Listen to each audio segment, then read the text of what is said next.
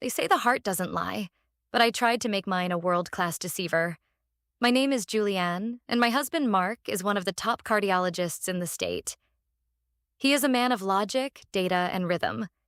He views the human body like a complex machine. If something is out of sync, there is always a reason. I should have known that you can't hide a chaotic heart from a man who spends his life decoding them. Our marriage was, on the surface, a picture of health.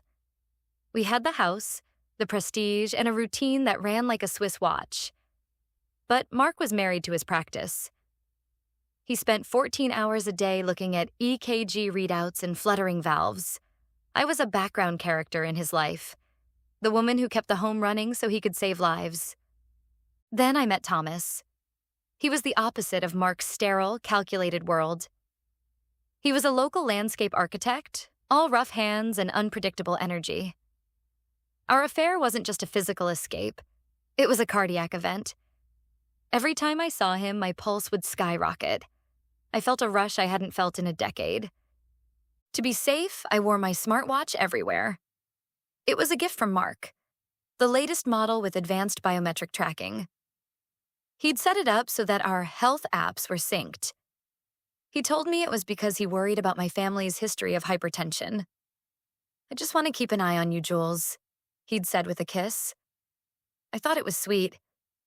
I also thought it was easy to bypass. I figured as long as I wasn't sharing my location, he'd have no idea where I was. I was wrong. Location is a coordinate, but biology is a confession. The episodes happened every Tuesday and Thursday afternoon. I told Mark I was at the city library, working on my historical research project. In reality, I was at Thomas's studio. For 3 months, I lived this double life. I'd come home, cook dinner, and listen to Mark talk about his patients' heart failures, never realizing he was monitoring mine. The confrontation didn't happen with a shout. It happened on a quiet Sunday morning over coffee.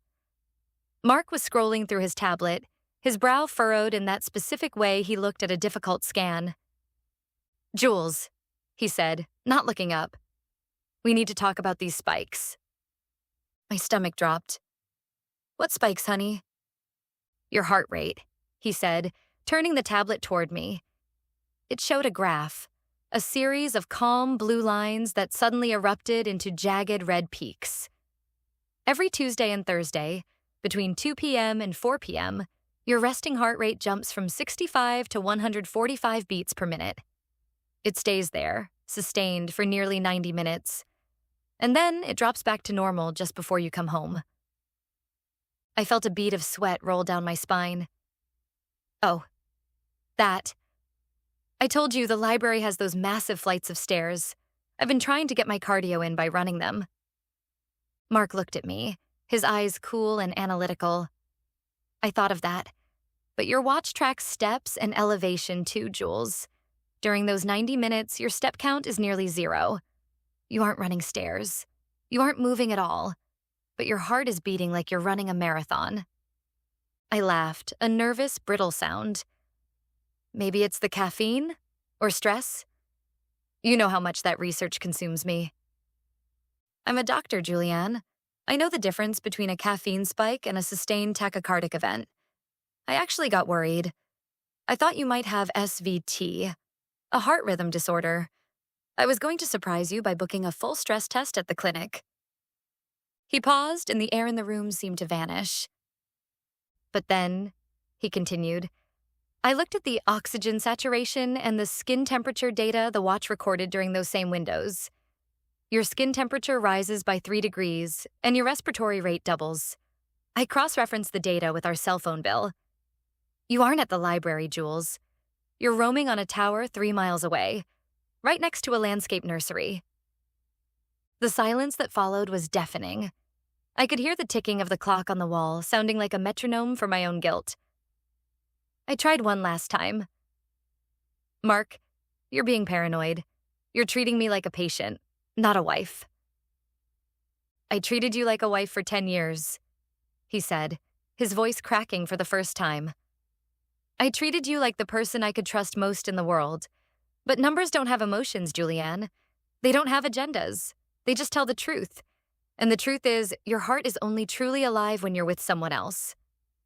He stood up and placed a folder on the table. It wasn't medical records. It was a printout from a private investigator. Mark hadn't just relied on the watch. The data had simply given him the probable cause to hire help. The photos were clear. Me and Thomas, entering his studio, laughing, holding hands. The resolution was swift and clinical, much like Mark himself. He didn't scream and he didn't throw things. He simply told me that the rhythm of our life was permanently broken. He moved out that afternoon. The most brutal irony came later. I tried to go to Thomas, thinking we could finally be together. But when Thomas found out that Mark, a man with massive social influence and deep pockets, had the biometric proof of our affair, he panicked. He didn't want the drama. He didn't want the doctor's wife baggage. He told me he needed space and stopped taking my calls within a month. I lost my husband, my home, and my lover.